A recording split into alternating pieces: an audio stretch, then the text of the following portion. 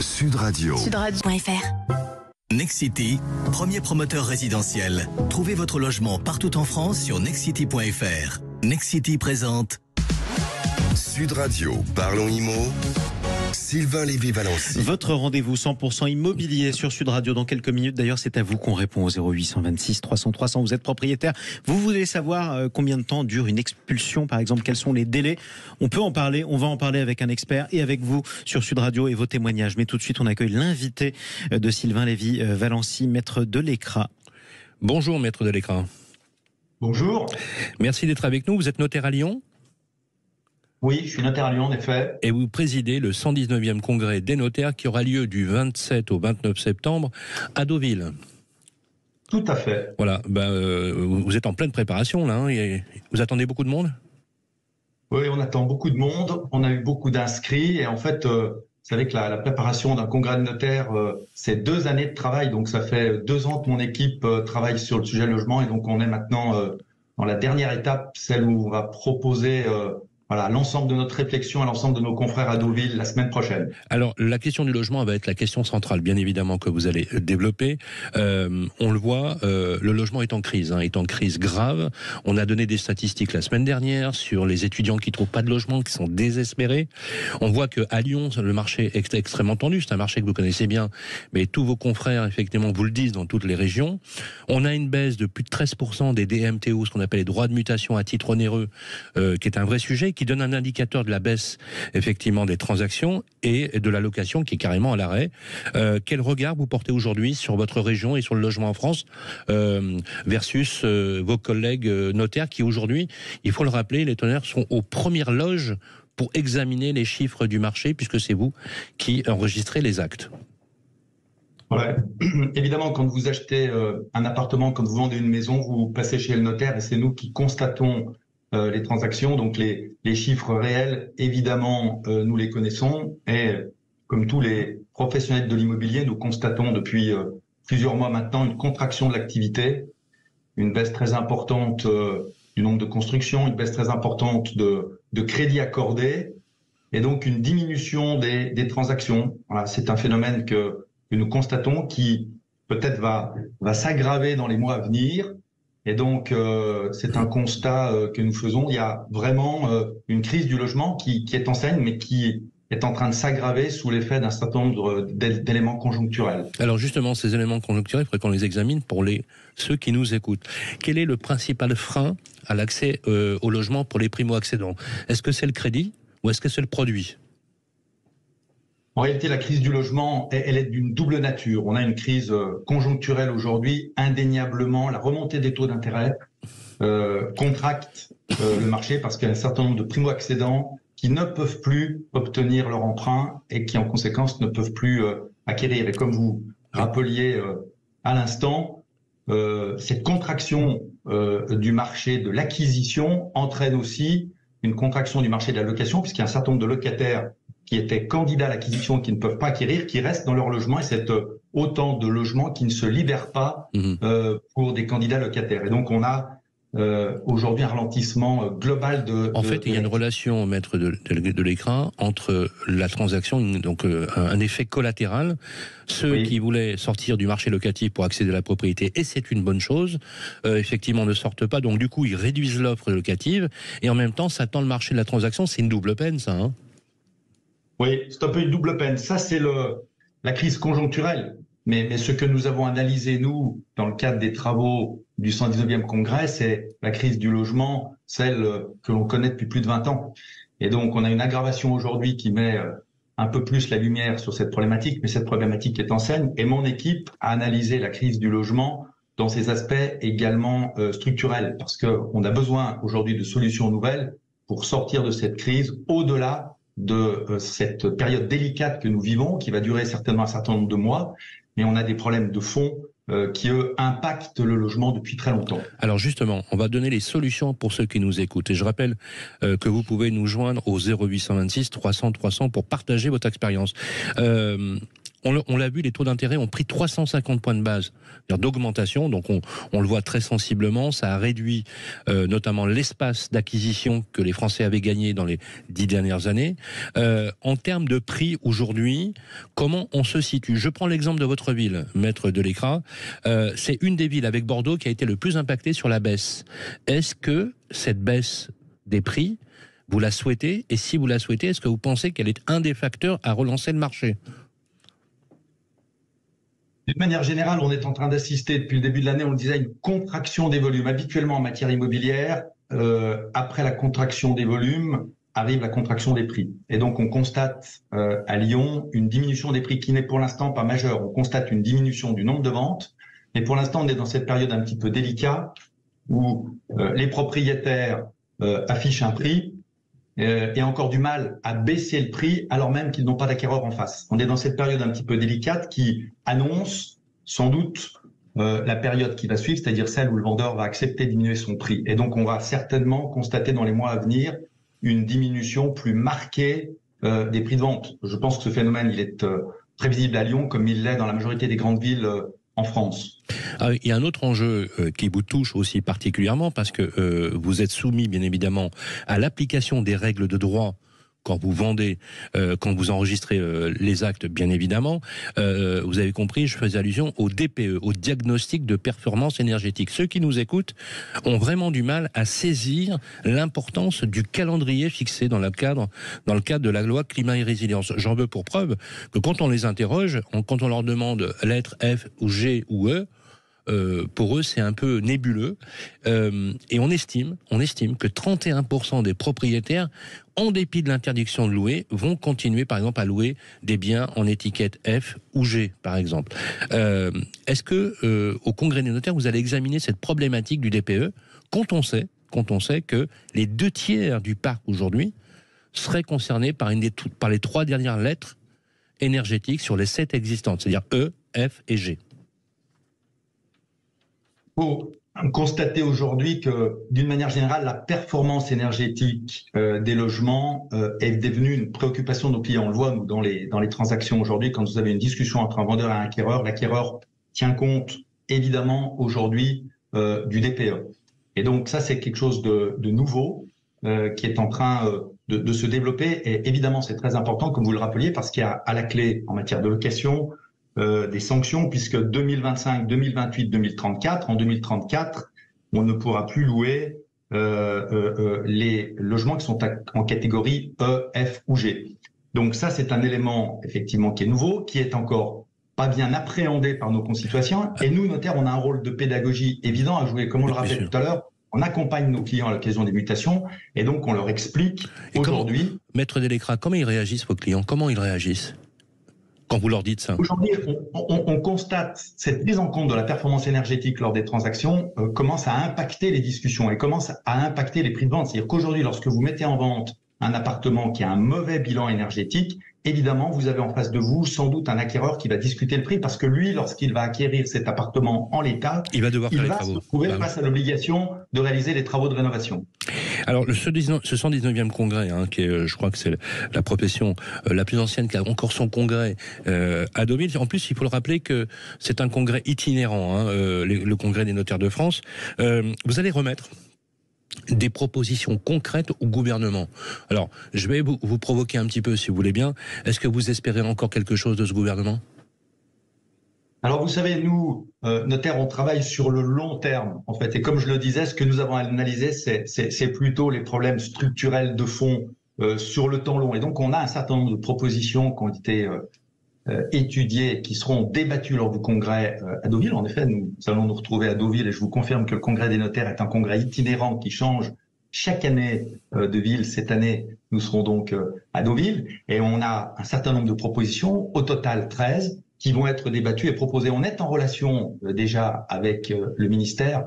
Nous avons pendant 2 ans consulté un nombre très important d'experts, à peu près 110 experts, pour aboutir à un constat très précis, à un état des lieux très objectif de la situation du logement, et avec un certain nombre de propositions qui ont vocation à améliorer la situation. C'est l'objectif, et en améliorant la situation du logement, d'ailleurs, ce que nous souhaitons, c'est améliorer la situation de nos concitoyens. Alors, je vais aussi un peu, alors je caricature, mais je vais faire mon journaliste, mais matraquage fiscal, inflation normative, les propriétaires se désespèrent.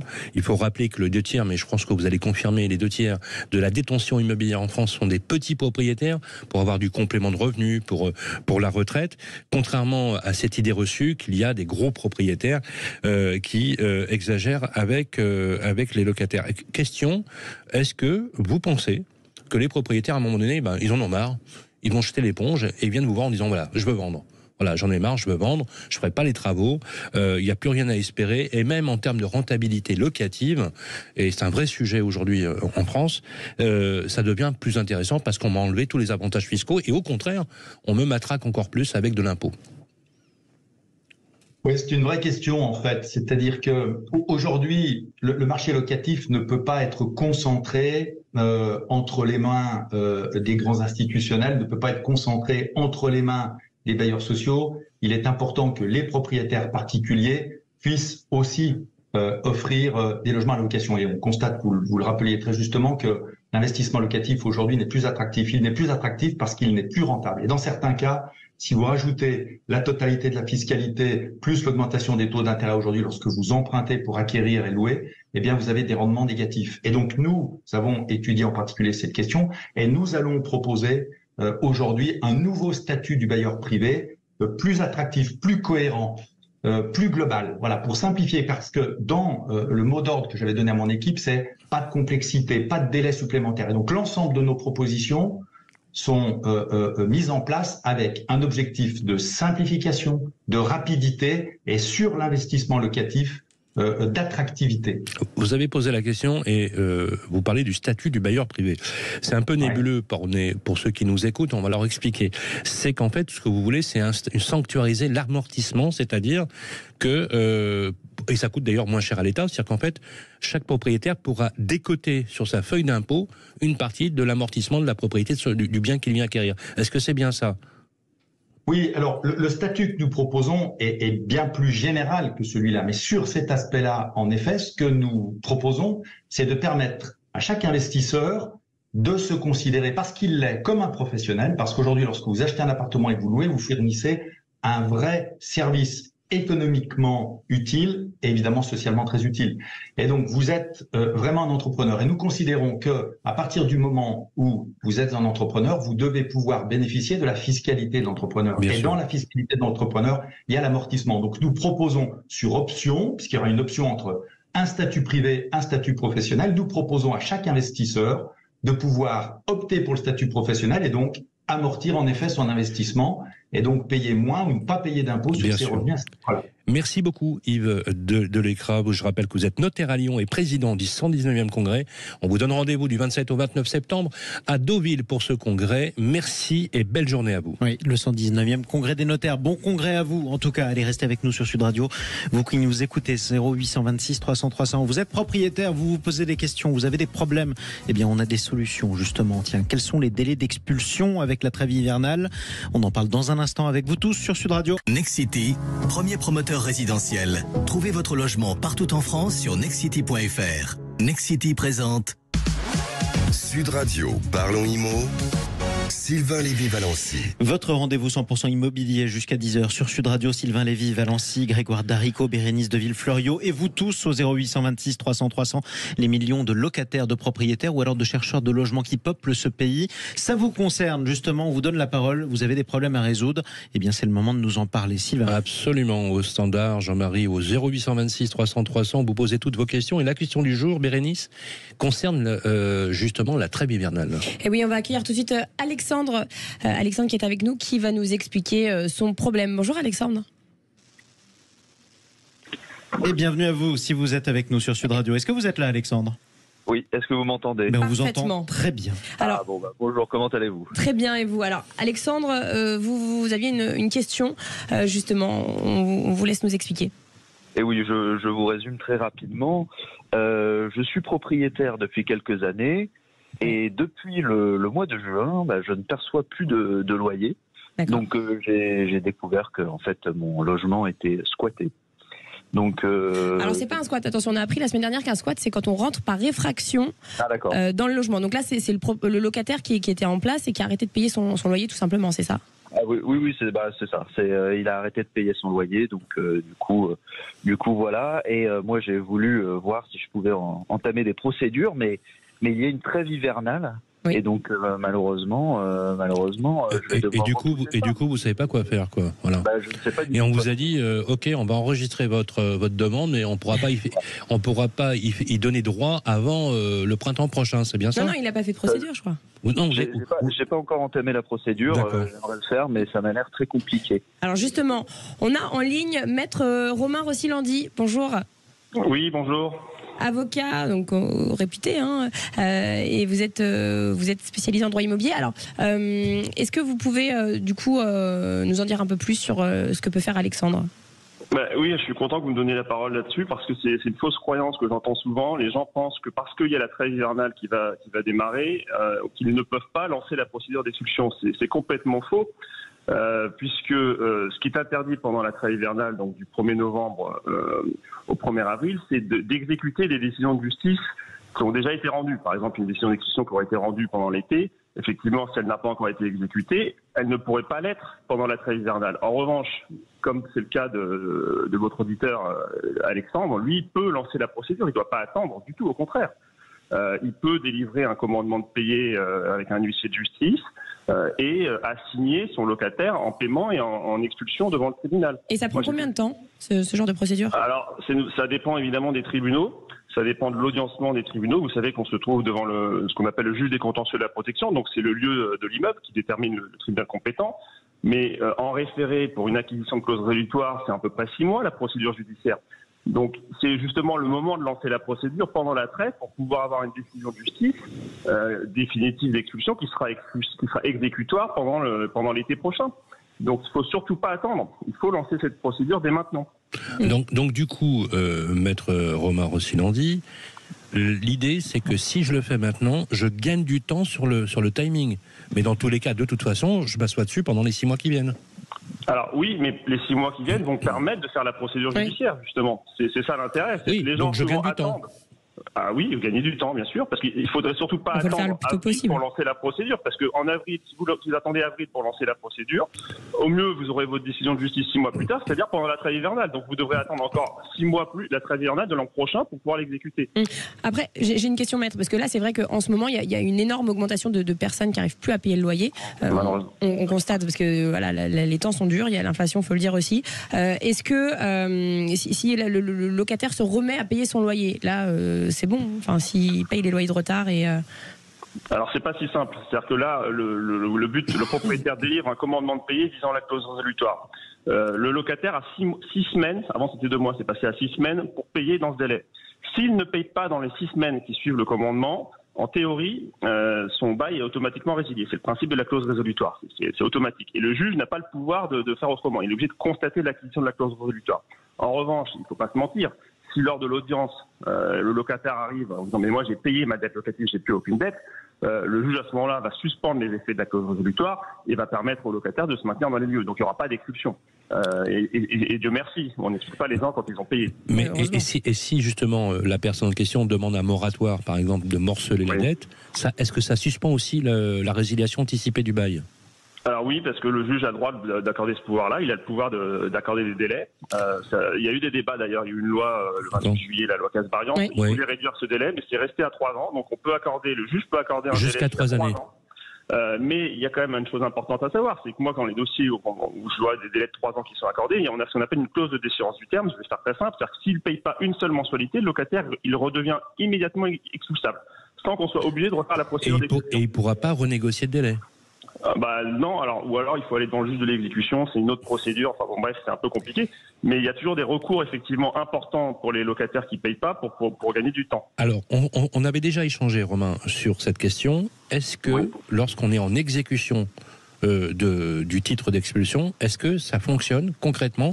Question.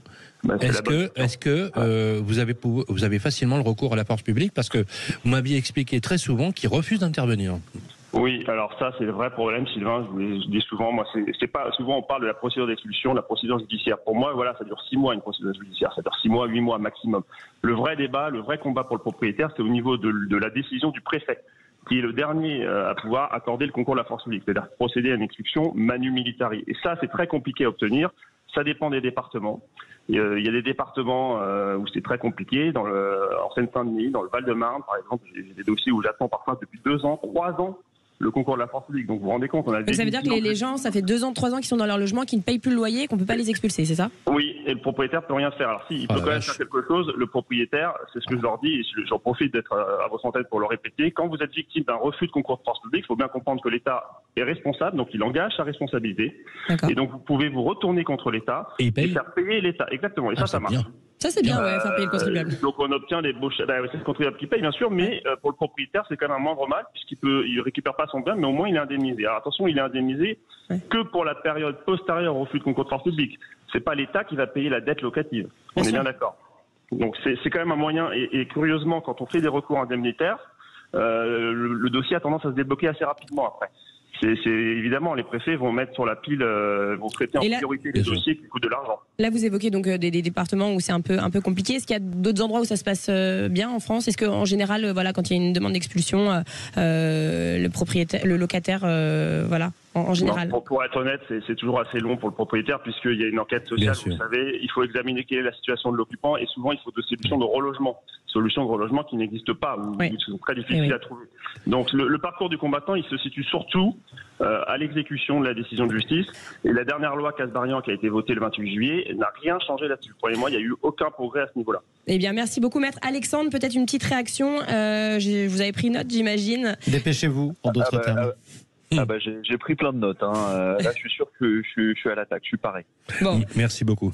Bon, donc dépêchez-vous de lancer la procédure avant justement cette trêve hivernale. Et je le rappelle, vous tous qui nous écoutez sur Sud Radio, propriétaires, locataires, chercheurs de logement, 0826 300 300, vous faites comme Alexandre, vous nous laissez vos messages toute la semaine, on vous rappelle. Et puis on essaye de vous aider pour vous éclairer, parce que c'est pas tous les jours facile. Tout de suite, on essaie de devenir propriétaire. En tout cas, on essaye de vous aider à le devenir. On vous propose de visiter des biens coup de cœur un peu partout en France. On va commencer par un bien en viager avec notre partenaire Viagimo, Grégoire Darico. Oui, Jean-Marie, bonjour à tous. Cette semaine, direction Cannes, la Croisette, le tapis rouge. C'est beau. Tout ça, c'est à portée de main. Ça y est. Avec notre partenaire Viagimo, je vous ai dégoté un petit appartement de 64,42 mètres carrés situé sur les hauteurs de Cannes, à 2 km du centre, du palais des festivals et des plages. Et même l'aéroport de Nice qui se situe à 30 minutes également de cet appartement. Alors, l'appartement, il a donc 64 mètres carrés, 2 pièces. Il est situé au premier étage d'un immeuble au sein d'une résidence calme. Il comprend une cuisine tout équipée, ouverte sur le séjour, une chambre avec terrasse, une salle de bain avec baignoire et WC. Il est entièrement climatisé et exposé plein sud. En plus, vous aurez une place de parking réservée et fermée, ainsi qu'une cave. Le tout est proposé au tarif de 250 000 € en valeur vénale par l'agence Viagimo de Cannes. Alors, on est bien d'accord, Grégoire, que c'est un viager ? Tout à fait. Alors on va rappeler à ceux qui nous écoutent quelles sont les conditions du viager. Alors les conditions, donc cette semaine c'est un bien viager en nue propriété que je vous propose. Donc c'est-à-dire que vous aurez à dépenser un bouquet de 150 000 € et vous laissez l'usufruit de l'appartement à une dame de 75 ans qui conserve donc le droit d'utiliser le bien. Vous avez plus d'infos et photos sur le site de notre partenaire www.viagimo.fr. Alors décidément vous aimez bien le sud, hein, Grégoire. Vous avez eu des coups de cœur cette semaine au niveau de la rédaction. Et oui, une fois n'est pas coutume, je suis resté dans la région. Alors cette fois-ci, direction Valoris, une commune de 25 966 habitants exactement, dans laquelle Pablo Picasso a habité entre 1948 et 1955 et dans laquelle Jean Marais est enterré en son cimetière depuis sa mort en 1998. Donc ça, c'est pour la partie culturelle. Moi, je vous ai trouvé une maison avec un vrai potentiel de 122 mètres carrés située dans le quartier historique de la ville. Alors là, il faut se projeter, il faut imaginer des petites rues étroites, un ciel bleu azur et une maison de pierre pleine de charme. C'est beau. Au rez-de-chaussée de la maison, vous trouverez une belle pièce voûtée, une cuisine, une salle d'eau et un cellier. au premier étage, un appartement de 3 pièces avec accès indépendant si besoin, 2 chambres et une pièce à vivre. Donc soit vous faites toute la maison, vous gardez toute la maison entière, soit vous la coupez en 2 et vous faites un appartement à l'étage. Il y a donc quelques travaux à prévoir, mais les possibilités sont nombreuses et seule votre imagination peut fixer la limite. Le tout est proposé au tarif de 299 000 € par l'agence La Forêt du Canet. C'est pas si excessif du tout. Non, c'est pour ça que je vous dis, elle est vraiment pleine de potentiel. Belle résidence. Et vous pourrez voir toutes les images de cette maison sur www.laforêt.com ainsi que sur nos réseaux. Eh ben, on va envoyer Sylvain au Canet. Hein. On continue, justement. Ça sent la retraite, là. Merci, on continue le Tour de France avec vous. En tout cas, Grégoire Darico, un autre bien pour conclure. Tout à fait. Cette fois-ci, j'ai essayé de penser efficacité énergétique. Donc là, j'ai un petit DPE-C. On est pas mal, on est au milieu. Je vous emmène à quelques kilomètres au nord de Cannes, à Pégomas. Alors là aussi, minute culturelle. Pégomas est une commune de 7 900 habitants, et c'est là que, pour la petite histoire, un certain Zinedine Zidane a séjourné pendant sa formation à l'AS Cannes. Ah ben ça, j'y vais, ça. Voilà. Attendez, quand même, c'est légendaire, c'est magnifique. Là, pour le coup, c'est Jean-Marie qu'on envoie. Ouais, exactement. Dès qu'il s'agit de jouer au ballon. Les sportifs d'un côté, les retraités de l'autre. Merci. Ça fait du bien d'avoir des amis ici. Bon, alors, retour à la maison qui est édifiée sur un terrain de 390 mètres carrés sur les hauteurs de la commune. Elle possède une belle piscine et plusieurs terrasses, donc idéal pour les barbecues. Originalité, le jardin comprend également un four à pizza. Vous serez bien, Jean-Marie. Dans la maison de 86,4 mètres carrés, belle villa provençale, vous trouverez au rez-de-chaussée une entrée, un séjour avec cheminée, une cuisine indépendante, une chambre avec salle de bain. À l'étage, vous trouverez 2 chambres, une salle de bain et des WC. Le tout est proposé au tarif de 460 000 € par l'agence Century 21 de Mandelieu. Alors, est-ce que c'est d'ailleurs plutôt cher ou pas pour une région pareille? Alors, moi, j'ai essayé de rentrer un petit peu dans le budget des Français. J'ai même fait une simulation de financement, si besoin. Donc, comme d'habitude, je vous fais un apport de 10%, donc 46 000 €, un emprunt sur 25 ans à 4%. J'ai un petit peu augmenté les taux. Ça fait des mensualités à 2180, c'est un peu... Voilà, 2185, c'est pas pour donné. répondre à Jean-Marie, c'est pas donné à tout le monde, mais ça reste quand même, Jean-Marie, pour confier dans la région, ça reste un prix attractif, ce qui prouve que ça baisse, Jean-Marie. Oui, alors ça baisse, est-ce que ça va continuer à baisser dans les prochains mois sur ce type de bien? C'est une question qu'on peut vous poser, Sylvain. Absolument, ça va baisser. Et en fait, si vous voulez, vous avez ce qu'on appelle un phénomène en France qui touche d'ailleurs toute l'Europe, c'est la décohabitation. Vous divorcez et vous êtes muté, et donc vous êtes dans une urgence de vendre. Une réelle urgence. C'est-à-dire qu'en fait, vous êtes décorrélé, ce qu'on appelle un facteur exogène et contracyclique. C'est-à-dire que vous... En gros, si vous avez des ventes, ça se voit, mais c'est moins cher. Mais c'est un tiers. Donc finalement, il y a un effet d'emballement, si vous voulez, un effet dynamique. Donc actuellement, on est sur des baisses de 8,7% dans certaines villes. D'autres un peu moins, mais sur Paris, par exemple, on a continué à baisser et ça ne va pas s'arrêter. Exactement. Je peux même vous prédire que dans les 18 mois qui viennent, on sera certainement sur des baisses qui peuvent aller jusqu'à 17%, voire plus. Écoutez, il y a au moins une chose qui baisse, c'est déjà ça. Malheureusement, les crédits, eux, coûtent plus cher. Effectivement. Merci à vous, Sylvain Lévy-Valency, toute l'équipe de Parlons Immo, Grégoire Darico, Bérénice Deville-Florio. On vous retrouve samedi prochain avec Danielle Dubrac, la présidente de l'UNIS, qui nous parlera justement en cette rentrée de comment le marché de la location et le marché de l'acquisition est sévèrement chahuté. Et on fera aussi un focus sur la copropriété. Un focus sur la copropriété, c'est pas les formidables réunions de copropriété. Ça fait rêver. Tout le monde adore ces moments d'acrimonie. Avec un casque intégral. Merci à vous tous. Je le rappelle, le numéro d'ici là, les messages que vous laissez, 0826 300 300. On est là pour répondre à vos questions qui concernent l'immobilier. Sud Radio, Parlons Immo, Sylvain Lévy-Valency. Avec Nexity, premier promoteur résidentiel, trouvez votre logement partout en France sur nexity.fr.